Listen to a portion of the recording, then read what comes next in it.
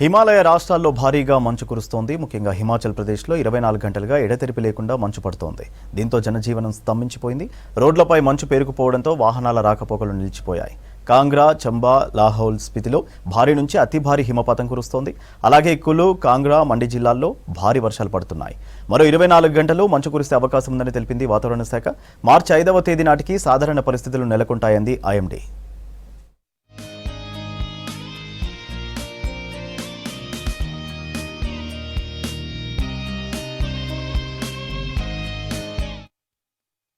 सभी जिलों में डिप्टी कमिश्नर्स ने अपने लेवल पे बैठकें की और जो पीडब्ल्यूडी महकमा है, चाहे बिजली विभाग है या हमारे जल शक्ति विभाग है या दूसरे जितने भी हमारे बॉर्डर रोड ऑर्गेनाइजेशंस हैं, सभी के साथ बैठकें करके सबका एसओपी बनाकर रखा हुआ है। अब ये एक रूटीन हो गया है कि बर्फबारी के बाद पहले की तरह ये नहीं है कि मतलब कई महीने बंद रहे, तो सब पे काम जो है युद्ध स्तर पर करने का जो है शुरुआत किया गया है।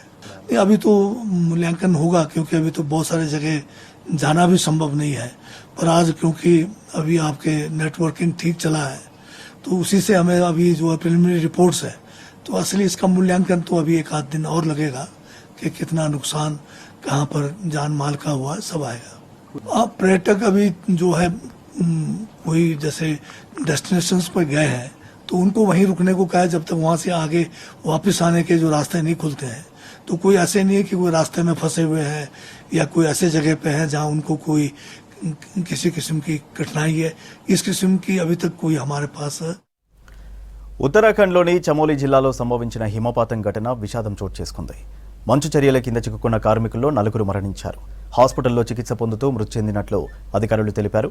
మరో 6 మంచులోనే చిక్కుకున్నట్టు తెలిపారు. సహాయక చర్యలు కొనసాగుతున్నాయని చెప్పారు.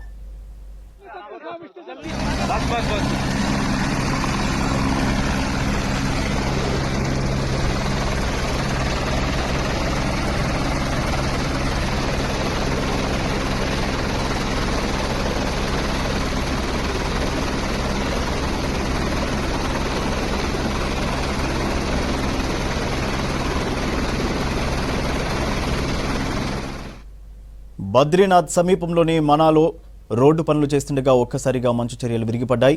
ఈ ఘటనలో మొత్తం 55 మందిలో ఇప్పటి వరకు 47 మందిని రక్షించారు.